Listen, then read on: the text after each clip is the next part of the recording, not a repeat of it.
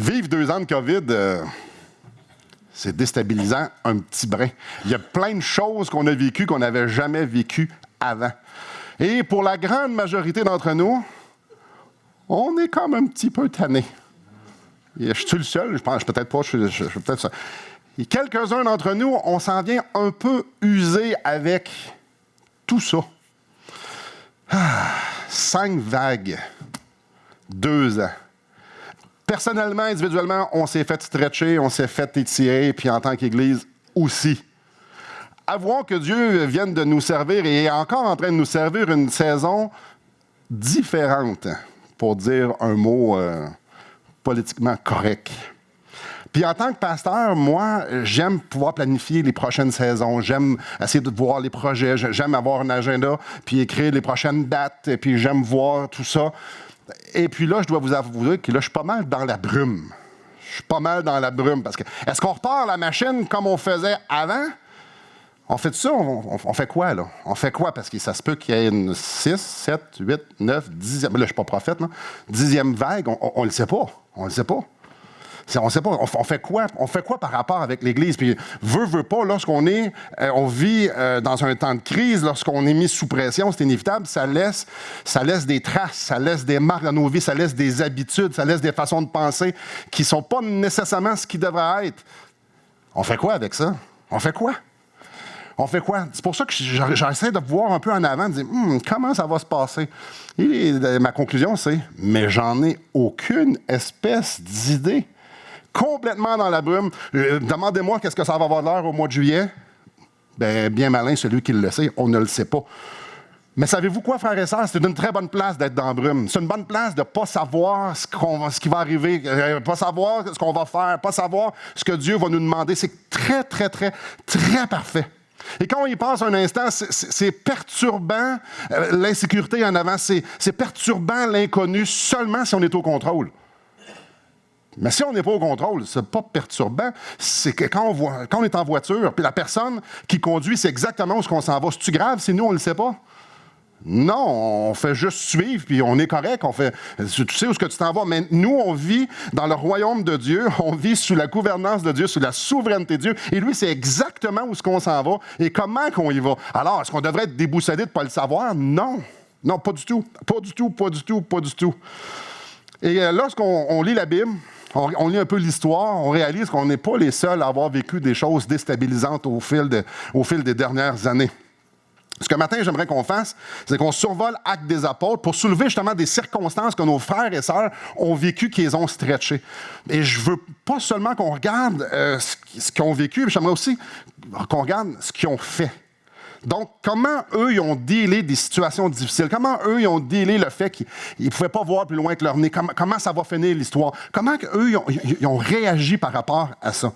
Et mon but, c'est qu'on puisse mettre la table pour s'orienter pour la suite des choses, pour cet après-midi, pour demain, pour la semaine prochaine. Donc, commençons le survol. Je suis dans Acte 4 au verset 18. Et là, ce matin, là, je n'ai pas la prétention, on n'apprendra rien vraiment de nouveau, il n'y aura pas vraiment de grande profondeur. On va regarder des textes qui ont été vus encore et encore. On va juste se faire rappeler ce matin une vérité ou 2 vérités, je devrais dire, qu'on a besoin d'entendre encore et encore parce qu'on a tendance à oublier. Donc, Acte 4, verset 18. « Et les ayant appelés, et leur défendirent absolument de parler et d'enseigner au nom de Jésus. » Les mêmes gens qui ont fait crucifier Jésus, le Sanhédrin, demandent à Pierre et à Jean, quelques semaines plus tard, de ne plus parler de leur Sauveur.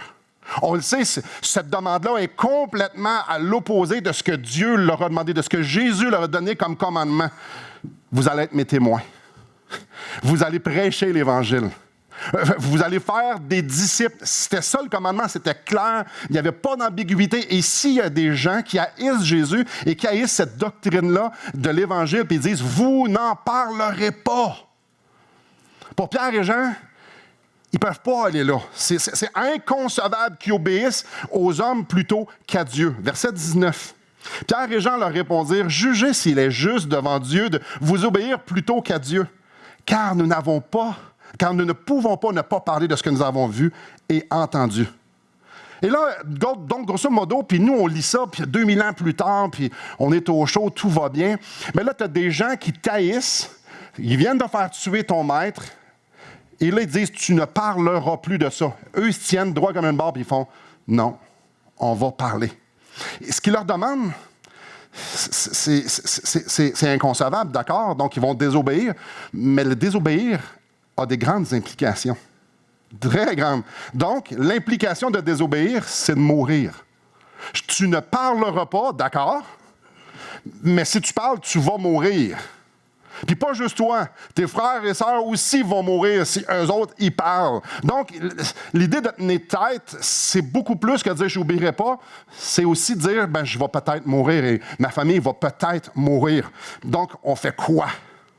On fait quoi? L'heure est grave. Les chrétiens vont être mis à mort s'ils parlent. On fait quoi? Verset 23. Après avoir été relâchés, ils allèrent vers les leurs et racontèrent tout ce que les principaux sacrificateurs et les anciens leur avaient dit. C'est spécial, hein? Donc, ils sont relâchés et la première chose qu'ils s'en vont faire, ils s'en vont voir leurs frères et sœurs. Ils s'en vont voir leur Église. Là, on est devant quelque chose de gros ici. C'est énorme. Donc, ils se partagent ça, puis ils viennent ensemble, puis il ne faut pas juste discuter, par exemple. Regardez le verset 29. Et maintenant, Seigneur, vois leurs menaces et donne à tes serviteurs d'annoncer ta parole avec une pleine assurance en étendant ta main pour qu'elles se fassent des guérisons, des miracles et des prodiges par le nom de ton saint serviteur Jésus. Donc, ils se sont mis ensemble pour prier. Ils se sont mis ensemble pour dépendre devant Dieu. Tu nous as demandé quelque chose, et là, la situation fait en sorte, à vue humaine, on ne peut plus faire ce que tu nous as demandé, mais on veut faire ce que tu nous as demandé. Ah, Seigneur, viens nous aider, parce que là, la situation, ça nous fait capoter un peu, là. Donc, ils se sont mis ensemble pour dépendre sur Dieu, pour que Dieu puisse faire quelque chose, que Dieu puisse intervenir. Et il est intervenu au verset 31. Quand ils eurent prié, le lieu où ils étaient assemblés trembla, ils furent tous remplis du Saint-Esprit, ils annonçaient la parole de Dieu avec assurance. Seigneur, c'est de la situation dans laquelle tu nous mets est plus grande que nous. Alors on s'attend à toi, fais quelque chose. Regardons maintenant la deuxième situation délicate. C'est pas très loin, chapitre 6. Verset 1, le début du verset 1, on lit « En ce temps-là, le nombre des disciples augmentait. » Ouais, pas un peu. On parle de milliers et de milliers et des milliers de personnes qui se convertissent. Imaginez, nous, un matin, on est comme ça, puis la semaine prochaine, on est 2000. Et 3-4 jours après, on rajoute un 1000, puis on rajoute un autre 1000, puis on rajoute un 2000, puis on rajoute un 3000. Comment qu'on se sent? Cool, on va gérer ça. Nous, c'est pas pire, on a toute la structure. On a 2000 ans de structure d'église. On a 2000 ans de compréhension de comment ça gère une église. Eux autres sont dans l'an 1. Fait que les regardent, et bon, mais quel livre qu'on lit? Ben, il faut l'écrire avant. Ils ne savent pas, là. Fait que là, il y a des milliers de personnes, mais c'est pas des pitielleries qui sont là. C'est les apôtres. Non, les apôtres, eux autres, ils doivent gérer ça, puis ça doit être correct, ça doit être parfait. Écoute, c'est les apôtres, ils connaissent Jésus, ils connaissent tout. Écoute, ils ont une connexion haute vitesse, là, comme gloire à Dieu, il y a des âmes qui sont sauvées, on a les apôtres, tout est beau, tout est grec. Non, pas pantoute. Pas pantoute. Quand tu rentres des milliers de personnes dans une église, c'est déconcertant un petit peu. En fait, les apôtres sont complètement dépassés par les événements. Là. Ils sont comme, qu'est-ce qu'on fait? Regardez, on va lire le reste du verset 1. Les hellénistes murmurèrent contre les Hébreux. Quand on dit les Hébreux, là, qui était à la tête des Hébreux? C'était les apôtres. Donc, les hellénistes commencent à chialer contre ceux qui sont à la tête, contre les apôtres, parce que leurs veuves étaient négligées dans la distribution qui se faisait chaque jour. C'est énorme. C'est énorme. Il y a du monde qui ont faim. Les veuves ont faim. Les veuves, il faut qu'on s'occupe d'eux autres. Puis les apôtres ne sont pas capables de gérer parce qu'ils ont trop de choses à gérer. Les apôtres n'étaient pas capables de faire une saine gestion de l'Église, à un tel point qu'il y avait du monde qui n'était pas nourri, qu'il y avait du monde que leurs besoins n'étaient pas comblés. Et ça nous dit qu'ils murmurèrent. Le mot murmurer, ça veut tout simplement dire chialer. Le monde chialait. Ça ne marchait pas comme il faut, mais il chialait avec raison. C'était vrai. On fait quoi? On fait quoi quand ça semble tout aller tout croche? On fait quoi? Verset 2. Les 12, en parlant des 12 apôtres, convoquèrent la multitude des disciples et dirent « Il n'est pas convenable que nous laissions la parole de Dieu pour servir aux tables. C'est pourquoi, frères, choisissez parmi vous 7 hommes de qui l'on rende un bon témoignage, qui soient pleins d'Esprit Saint et de sagesse, et que nous chargerons de cet emploi. » L'Église est venue ensemble, puis se sont ajustés à la circonstance à laquelle ils étaient. Cette proposition plut à toute l'Assemblée. Ils élurent Étienne, homme plein de foi et d'Esprit Saint, Philippe, Procor, Nicanor, Timon, Parménas, Nicolas, prosélyte d'Antioche, et les présentèrent aux apôtres qui, après avoir prié, leur imposèrent les mains. C'est beau, hein, l'Église? C'est ajusté. Ils n'ont pas juste fait comme « Là, on est dépourvus, ça marche pas, on fait quoi, là? Puis hey, les apôtres sont vraiment en poche, les autres qui sont supposés être bons, on s'en va directement dans le mur. » Non, pas du tout. On vient ensemble. On vient ensemble, on prie, on va trouver une solution. Seigneur, on veut s'ajuster, on veut vivre la saison dans laquelle on est selon ce que tu nous montres. Et quand on y réfléchit, qui sauve? C'est Dieu. Donc, en sauvant tout ce monde-là, est-ce que Dieu savait que l'Église était pour être stretchée? Oui, il savait que quand tu amènes des milliers de personnes et qu'ils disent « Ah, on a faim, on va être nourris, on va être dirigés que c'est un peu comme le chaos parce qu'on n'est pas capable de tout gérer ça. Dieu le savait. Donc, Acte 6 nous démontre que Dieu orchestre des circonstances déroutantes pour que l'Église puisse s'adapter, pour que l'Église puisse changer, pour que l'Église puisse se perfectionner, en sorte qu'on puisse se préparer à la prochaine saison qui s'en vient. Donc, on est mis dans un étau, puis là, il faut faire comme on s'organise, ce qui produit, ça nous rend prêts pour la prochaine saison. Donc, ils se sont mis ensemble pour s'ajuster. Regardons la troisième situation déconcertante. Allons, chapitre 8. Celle-là est assez déconcertante. Verset 1. Saul avait approuvé le meurtre d'Étienne. Ça vous arrive, vous, des fois, de lire des phrases comme ça, puis de faire comme s'il ne se passait rien, pas un once d'émotion. Moi, ça m'arrive. Puis là, je me reprends, je dis, Simon, attends un petit peu, mets-toi dans les souliers, dans leurs souliers. Qu'est-ce que ça veut dire, ça? Étienne, c'était l'un des 7 diacres qui venaient de voter pour justement aider à rebalancer les choses dans l'Église. Étienne, c'est un gars très connu à l'Église de Jérusalem. Étienne se fait lapider pour avoir fait quoi? Pour avoir annoncé l'Évangile. Donc, le Sanhédrin il a dit, vous ne parlerez pas de Jésus. Étienne, lui, a payé sa désobéissance au prix de sa vie. Regardez, on va lire le reste du verset 8. Il eut ce jour-là une grande persécution contre l'Église de Jérusalem. Une grande persécution. On doit comprendre beaucoup de souffrance. On doit comprendre de la détresse. On doit comprendre de l'insécurité, de la précarité, la mort. Venez voir verset 3. Saul, de son côté, ravageait l'Église, pénétrant dans les maisons et il en arrachait hommes, femmes et les jetait en prison. C'est sérieux, là. Ils rentrent chez le monde, les battent, puis les amènent en prison. Il y en a qui meurent là-dedans. Comment vous vous sentiriez si jeudi, vous recevez un courriel de Martine et qui vous raconte que Michel s'est fait lapider en faisant du porte-à-porte? OK. Puis que la police a trouvé le bottin de l'Église, puis que la police passe dans toutes les maisons, puis ils battent les gens qui sont là, puis en amènent une coupe en prison. On se sent comment? On prépare une campagne d'évangélisation? Ouais, non, non, pas tant. Qu'est-ce que les chrétiens ont fait? On continue le reste verset 1. « Et tous, excepté les apôtres, se dispersèrent dans les contrées de la Judée et de la Samarie. » Les chrétiens ont fui Jérusalem. Ils n'ont pas fui pour aller avoir une vie confortable, une vie sécuritaire. Non, ils n'ont pas fui pour ça. Allons lire au verset 4. « Ceux qui avaient été dispersés allaient de lieu en lieu annonçant la bonne nouvelle de la parole. » Pensez à ça un instant. Là, un de tes diacres, un des leaders de ton Église se fait lapider. Le monde se fait mettre en prison. C'est le chaos le plus total. Puis là, tu dis, bon, OK, on va s'en aller, on va commencer à voyager un petit brin. Puis, on s'en va évangéliser les contrées. Qu'est-ce qu'ils ont fait devant cette nouvelle saison-là? Bien, ils se sont mis ensemble pour obéir à la grande commission, celle que Jésus leur avait donnée. La souffrance ne les a pas arrêtés d'obéir à Dieu. L'idée qu'il y ait la souffrance, l'idée qu'il puisse avoir des conséquences n'était pas dans l'équation de est-ce que je le fais ou je le fais pas. Et en passant, ici, on parle des chrétiens ordinaires. Comme je l'ai lu au verset 1, les apôtres sont restés à Jérusalem.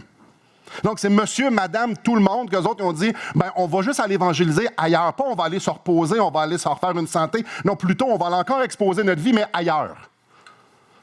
L'Église s'est ajustée, encore une fois, aux circonstances. Est-ce que ces circonstances-là étaient étrangères à Dieu? Non, pas du tout.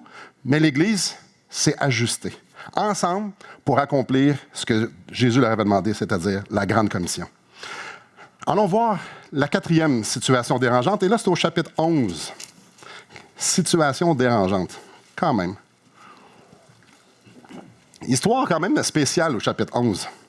On sait que les Juifs puis les païens saillissaient. Quand je dis saillir, c'est saillir. Pour les Juifs, ils voyaient les païens comme de la rapace. Aujourd'hui, ça n'existe pas vraiment au Québec, mais des chiens errants, ça existait dans ce temps-là. Ça, c'est pas nos beaux toutous qu'on a, là. Ça, c'est des affaires toutes maigres, puis toutes piteux, qui puent, puis qui sont plutôt violents et qui sont charognards, donc qui courent les poubelles et tout ce qu'on laisse. Arc. Les Juifs voyaient les païens comme ça. Et même dans les écrits juifs, on peut lire ça. Alors, qu'est-ce qui se passe au chapitre 11? Il y a une certaine situation. Pierre va chez Corneille, puis Corneille se convertit. Lui puis son entourage se convertissent à Christ. Mais eux, c'est des païens. Ça crée une situation. C'est grave. C'est très, très grave. En fait, le feu pogne complètement. Parce que les chrétiens de Jérusalem entendent parler que Pierre, l'apôtre Pierre, est allé manger chez les crottés. J'exagère pas. Les apôtres, au verset 1, et les frères qui étaient là dans la Judée, apprirent que les païens avaient aussi reçu la parole de Dieu. Qu'est-ce qu'on devrait faire? Wouhou! Ouais, pas eux autres.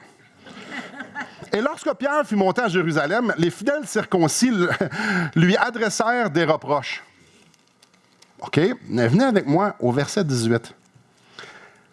Après avoir entendu cela, donc les explications de Pierre, ils se calmèrent. Je ne sais pas pour vous, s'il faut que tu te calmes, c'est parce que tu es excité un petit peu. Donc, quand on lit, au verset 2, qu'ils lui adressèrent des reproches, il a fallu qu'il se calme après. Fait que c'est pas « Mon frère, c'est cute ce que tu as fait, mais non, c'est pas gentil. » Non, le feu a pogné. On fait pas ça. Voyons donc, Pierre. Puis regardez au verset 3. En disant « Tu es entré chez des incirconcis, tu as mangé avec eux. » Nous autres, on ferait comme « Ouais, puis... » Non, c'était à cause de ça qu'ils étaient crinqués, eux autres. Là. Non, on va pas manger chez des incirconcis, on va pas manger chez des chiens. C'est des impurs, Pierre. Pierre! T'es allé te corrompre, t'es allé manger avec eux. Attends un peu, eux autres, ils viennent d'apprendre que c'était converti. Là. Mais ils sont choqués, noirs, parce que des païens se sont convertis. Et Pierre, c'est par l'entremise de Pierre. Mais Pierre leur explique que tout ça, c'est l'œuvre de Dieu. Que les païens sont aussi inclus dans le plan de rédemption. Là, nous, on fait comme « Ah oui? Comment on réagit à ça? T'es haï? » On s'imagine, là, juste pour donner un peu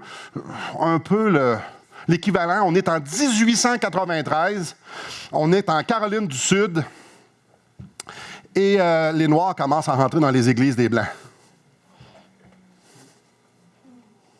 Comment ça se passe, vous pensez? « Ah ouais, t'es mon frère! Qu'est-ce que tu fais ici? Il y a une église de Noirs là-bas. Tu viens pas avec nous autres, là. Non. Ou bien non, imaginez en 1944 ou 1943, comme vous voulez, les nazis qui en sont avec les Juifs, puis ils disent, là, on est tous des chrétiens. Imaginez comment les Juifs se sentent ou comment les nazis se sentent. Qu'est-ce que c'est ça? Qu'est-ce que c'est ça? Qu'est-ce que c'est ça? Relisons le reste du verset 18.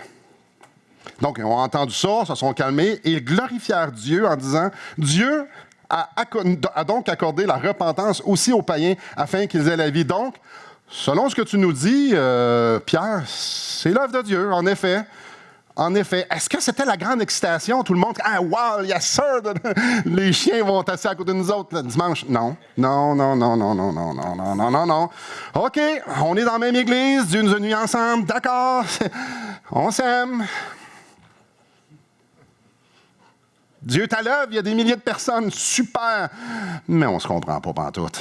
Ils ne comprennent pas. Les païens ne comprennent pas. Tu sais, les sujets polarisants dans une église, on n'a rien inventé avec le COVID depuis 2 ans. Là. Ça, c'est bien pire que les vaccinés et les non-vaccinés. Là. Fait qu'on fait quoi? T'as 2 gangs qui essaient de cohabiter ensemble, puis on s'haït ou on se tolère. On fait quoi? On fait quoi? Verset 12. Je suis à la bonne place? Là? Non, pas du tout. J'ai sauté. Pas du tout. Allons vers chapitre 15 plutôt. Donc, ça ne s'est pas réglé si facilement que ça. C'était une situation très confortable d'avoir ce mix-là ensemble. Oui, on comprend qu'ils sont sauvés, là, mais ils ne voient pas ça de la même façon, ils ne vivent pas ça de la même façon. Nous, on a un héritage, on a quelque chose, on a... Oh, la preuve, verset 1, « Quelques hommes venus de Judée enseignaient les frères en disant, « Si vous n'êtes pas circoncis, selon les rites de Moïse, vous ne pouvez pas être sauvés. Donc, il faut que je sois judaïsant, il faut que je suive les rites, les commandements que Dieu a donnés à Moïse pour pouvoir être sauvé. » Évidemment, il n'y a pas un païen qui faisait ça, là. Paul et Barnabas eurent avec eux un débat et une vive discussion. Encore une fois, ces mots-là, ils veulent dire ce qu'ils veulent dire. Un débat et une vive discussion. Et les frères décidèrent que Paul et Barnabas et quelques-uns des leurs montèrent à Jérusalem vers les apôtres et les anciens pour traiter de cette question-là. Bon, là, les païens qui ne comprennent rien, est-ce qu'il faut que oui ou non mangent la viande sacrifiée aux idoles ou se fassent circoncire? Comment qu'on fait ça? Il y avait une division dans l'Église entre les païens et les Juifs. Puis même s'ils étaient frères et sœurs, une grosse division qui n'a pas terminé là nécessairement. Oui, on s'aime, on se tolère, mais sans plus. Là, c'est le temps. On fait quoi? Verset 12. Toute l'assemblée garda le silence et l'on écouta Barnabas et Paul qui racontèrent tous les miracles et les prodiges que Dieu avait faits par eux au milieu des païens. Lorsqu'ils eurent cessé de parler, Jacques prit la parole et dit, « Hommes frères, écoutez-moi. » Qu'est-ce qu'on fait? Là, on va se rassembler et on va se parler. Là, il y a quelque chose qui est en train de se passer. On se met ensemble et on se parle. La division n'est pas une option alors qu'on n'est pas d'accord sur des points secondaires. Ce n'est pas parce qu'on ne se comprend pas qu'on ne se parle pas. Le but, c'est d'avancer ensemble. Alors, c'est pas si quelque chose de secondaire, on n'est pas d'accord, qu'on empêche, qu'on se divise et qu'on va faire quelque chose d'ailleurs. Non, non, l'enseignement biblique, c'est on se met ensemble. Le sujet chaud qu'on est en train de parler ici, des Juifs puis des païens, c'était chaud au chapitre 11, c'était chaud au chapitre 15. En fait, c'est chaud dans tout le Nouveau Testament parce que ce sujet-là est traité pratiquement dans toutes les lettres du Nouveau Testament. C'est quelque chose qui est viscéral de dire il y a des nous puis il y a des vous. C'est viscéral. Mais l'appel est clair. Les différences secondaires ne doivent jamais, jamais, jamais apporter à une division. Jamais. Les sujets secondaires ne doivent jamais prendre la première place. On avance ensemble. Si on n'est pas polarisé sur des sujets secondaires, c'est correct. Ce qui nous unit, c'est pas qu'on pense tous pareil sur tous les sujets. Probablement, il y en a ici qui sont encore femmes des Nordiques. N'importe quoi.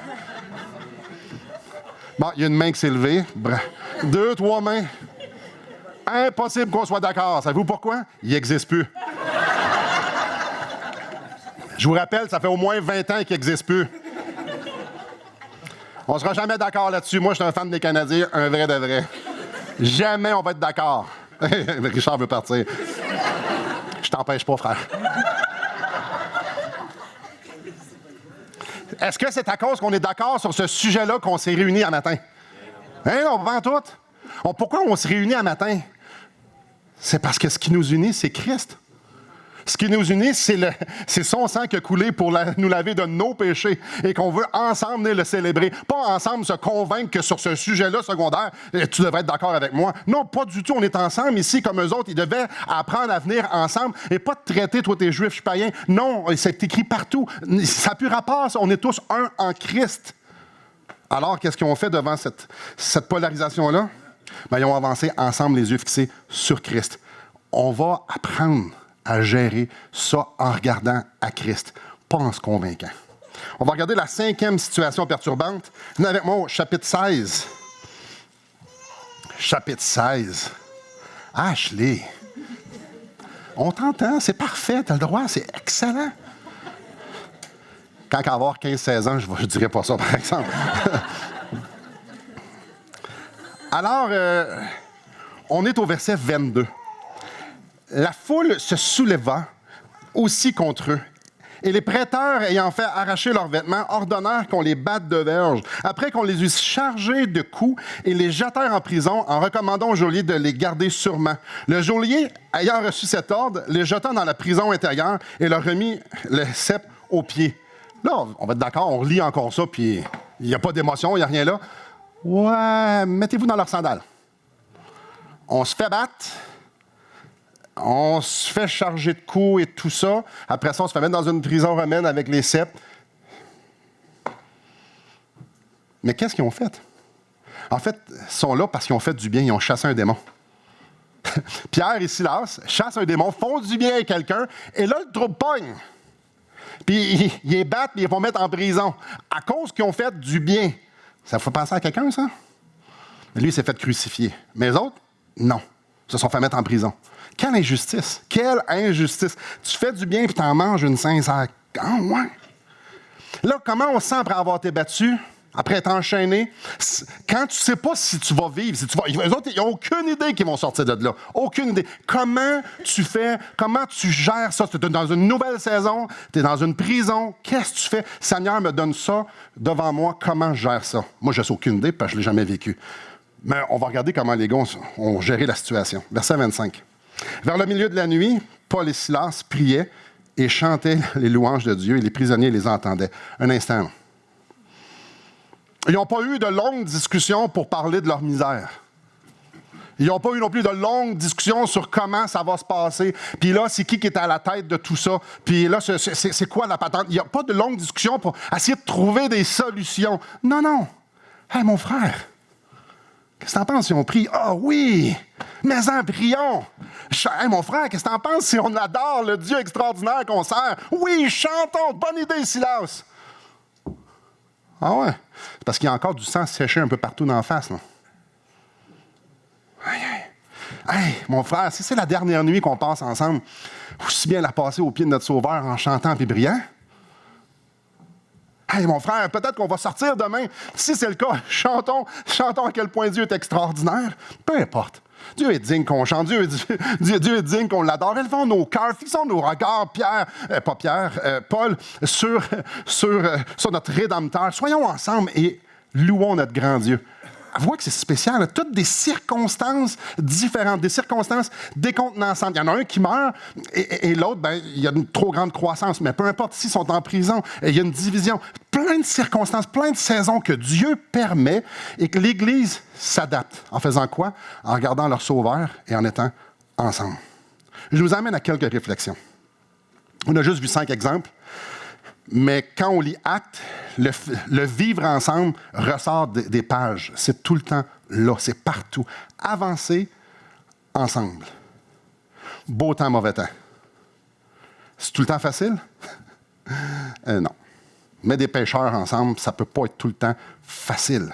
Mais c'est quand même ça la demande que le Seigneur a faite. C'est comme ça que les autres l'ont compris. C'est comme ça que ça a continué. Dieu permet des circonstances dans nos vies. Toutes sortes de circonstances. Dans la Bible, Jonas était convaincu que c'était Dieu qui envoyait le vent, puis que c'était sa tempête à lui. Job savait fort bien qui avait permis que ses enfants meurent, qu'il perde toutes ses richesses et que lui-même soit malade. Il savait que c'était Dieu. Il savait que Dieu avait permis ça. Et je pourrais vous en citer plusieurs. Dieu permet des circonstances dans nos vies. Qu'est-ce qu'on fait? C'est facile. Selon ce qu'on vient de voir, ce qu'il faut faire, c'est qu'on s'ajuste puis on avance ensemble.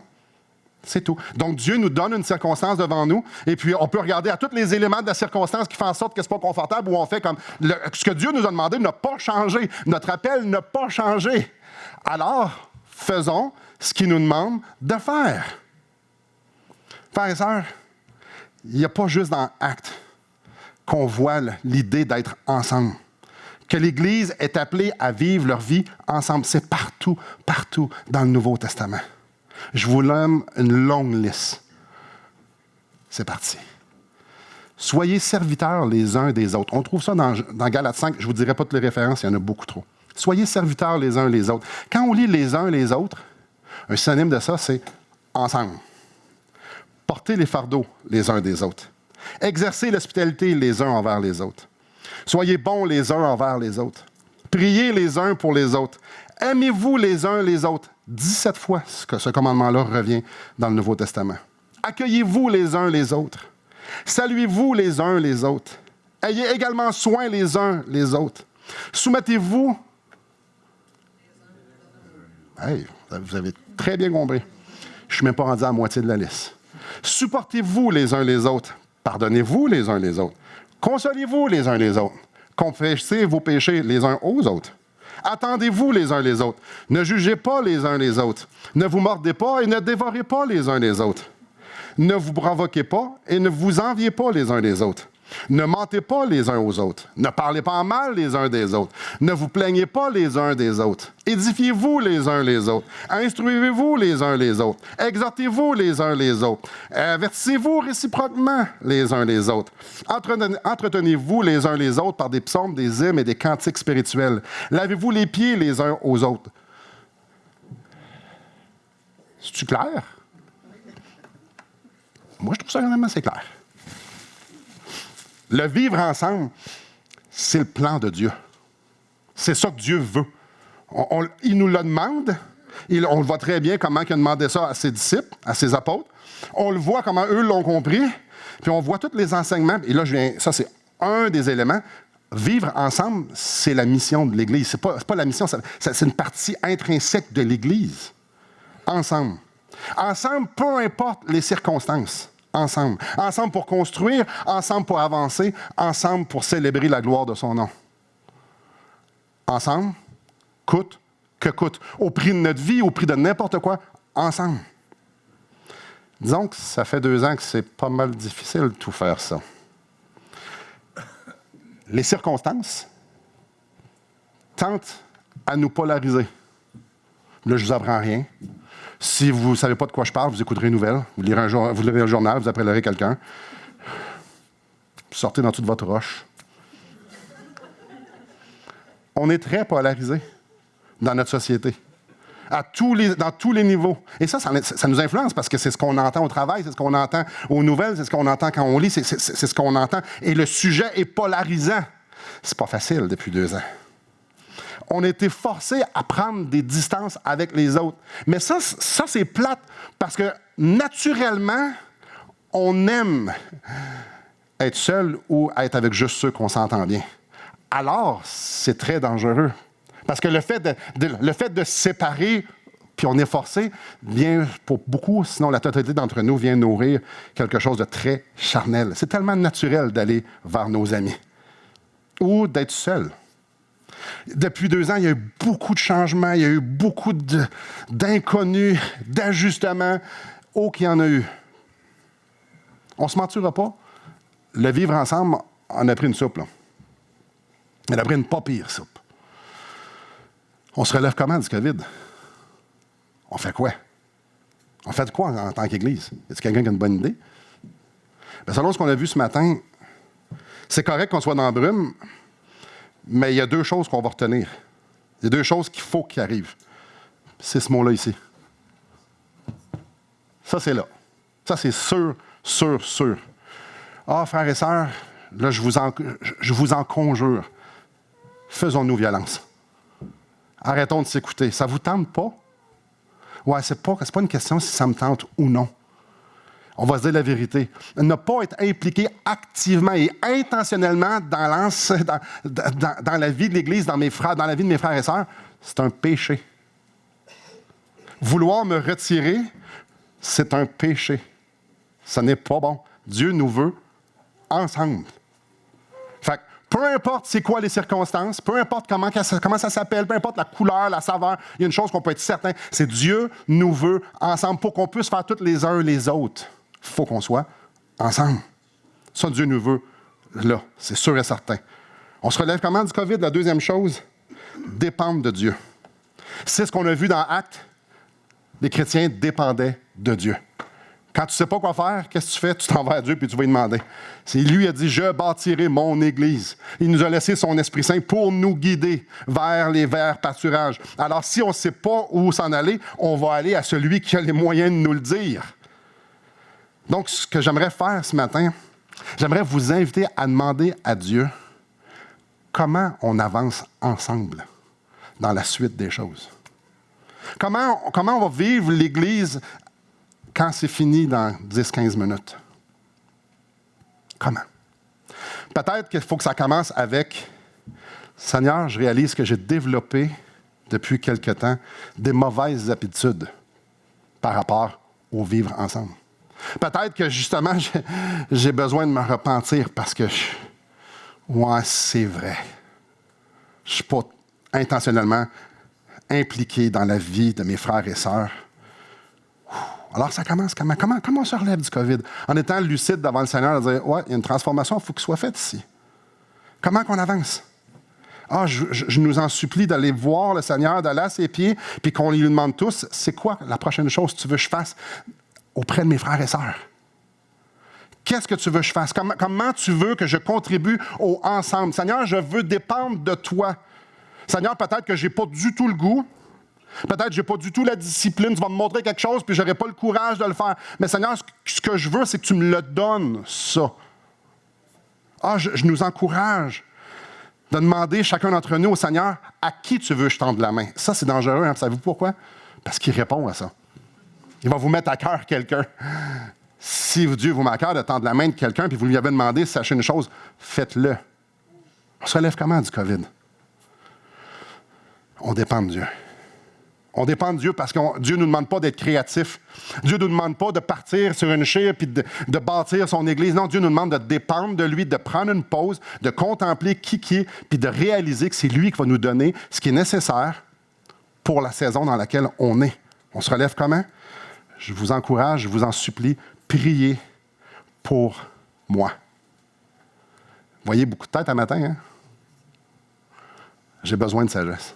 J'en ai pas. Priez pour les leaders aussi de l'Église. Il y en a d'autres non plus, ils n'en ont pas de sagesse. Faites-vous en pas, ils sont habitués, je leur dis. Comment tu fais? Tout ce que nous, on a, là, c'est un regard humain sur les circonstances. Puis, ça arrive sur une base régulière depuis 2 ans. On fait un plan le lundi matin, le lundi après-midi, on le change. Le lundi soir, on réalise que ça n'a plus rapport, le deuxième plan non plus. Que le mardi... Parce que nous, on ne sait pas ce qui va se passer, mais Dieu, lui, il le sait. Alors, on a besoin de sagesse, on a besoin de sensibilité à son esprit pour qu'on puisse savoir comment diriger l'Église, qu'est-ce qu'il veut qu'on fasse. On ne veut pas juste faire du bruit, pas juste faire du vent. On veut marcher, on veut rentrer dans son travail, on veut marcher où ce que lui veut qu'on marche. Alors, frères et sœurs, prions les uns pour les autres, pour nos frères et sœurs, parce qu'on s'érige des barrières depuis longtemps, puis peut-être que ça fait de 20 ans que vous érigez des barrières. Non, Dieu nous demande d'être ensemble, de dépendre de Dieu ensemble, puis qu'on avance ensemble. Seigneur, enlève les barrières qu'on s'est mis en tant qu'Église pour qu'on puisse voir, goûter ce que tu as pour nous et qu'on puisse t'adorer. Alors, prions pour chacun d'entre nous individuellement pour qu'on puisse être sensible à la direction de l'Esprit Saint. Parce que là, c'est facile. L'institution va donner une direction à l'Église. Ah ouais. Savez-vous, c'est qui l'Église? C'est nous autres. Il n'y a pas d'institution. L'Église, c'est clairement pas le bâtiment. L'Église, c'est nous autres. Fait que si vous attendez que l'Église vous montre quoi faire, vous allez attendre longtemps, vous allez regarder le bateau passer, parce que vous êtes l'Église. Nous sommes l'Église. Alors que chacun d'entre nous, on soit bien sensible à l'œuvre du Saint-Esprit en dedans de nous. Parce que quand on lui demande la direction, il va la donner pour nous. Il va nous la donner. Alors que je puisse être sensible, que nous puissions, vous puissiez être sensibles. Et là, je vous mets un défi. Pas le fun. En conclusion, je vous donne un défi. Êtes-vous convaincus du ensemble? Oui. Merci pour les 3 à 4 pour votre support. Là. Êtes-vous convaincus pour l'ensemble? Oui. Super. Si vous êtes visiteur, ce mot-là revient souvent. Oui. Alors, ceux qui sont convaincus que Dieu nous veut ensemble, faites-le. Priez avec quelqu'un cette semaine. Ah non, mais pas votre chumé, là. Je vous invite à prendre le bottin puis d'appeler quelqu'un. Comment ça va? Parle-moi de toi. Je te connais pas, on s'est jamais rencontré. Super. Comment t'as accepté le Seigneur? Hey, peux-tu prier avec... Hey, prions ensemble. Hey, je viens de vous le montrer. Vous réécouterez la vidéo. Si vous voulez savoir comment on le fait, je viens de vous le montrer.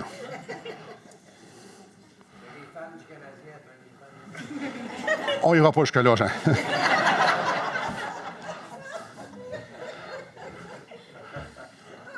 Frères et sœurs, on peut parler de l'Évangile, mais il faut le vivre. Fait qu'on peut dire, hey, c'est important d'être ensemble. Hey, puis oui, hey, on est une belle église, c'est le fun d'être un peu une vraie église. Ça vit ensemble. Appelons-nous. Prions. Visitons-nous. Dieu... Oh, juste dire que je suis bientôt fini, je vais le prendre tantôt. Dieu permet et orchestre la saison dans laquelle on est présentement. Et aussi la prochaine. Alors, on peut chialer, on peut se battre, mais plutôt plions le genou et dire « Wow, Seigneur, qu'est-ce que tu veux qu'on fasse? Tu veux qu'on s'ajuste? Super, parfait. Qu'est-ce que tu veux que moi je fasse là-dedans? » Dieu est en train de nous préparer pour la prochaine saison, peu importe ce qu'elle est. Alors, commençons à avancer ensemble, en se préparant, en s'encourageant, en se pointant vers notre grand Dieu, ensemble, pour qu'on puisse le célébrer. Il est-tu digne? Mais-en qui est digne. Il est digne qu'on célèbre sa gloire, mais-en. Et si on dépend de Dieu, puis on est ensemble, on fait exactement ce qu'il veut, alors il va nous diriger où ce qu'il veut qu'on soit. Il va nous montrer ce qu'il veut qu'on fasse. Alors, essayons pas d'avoir les bonnes idées. Hein. Je nous encourage, frères et sœurs, de juste prendre un temps cette semaine et de prier, de dépendre sur Dieu. Comme je dis, ça peut commencer avec une repentance. C'est peut-être une bonne idée. C'est sûrement une bonne idée. Et après ça, dis, montre-moi là. Je ne sais pas. Montre-la à Simon, montre-la aux dirigeants. On a besoin de toi, Seigneur. Et là, ce que j'aimerais faire, c'est qu'on prenne un temps pour prier.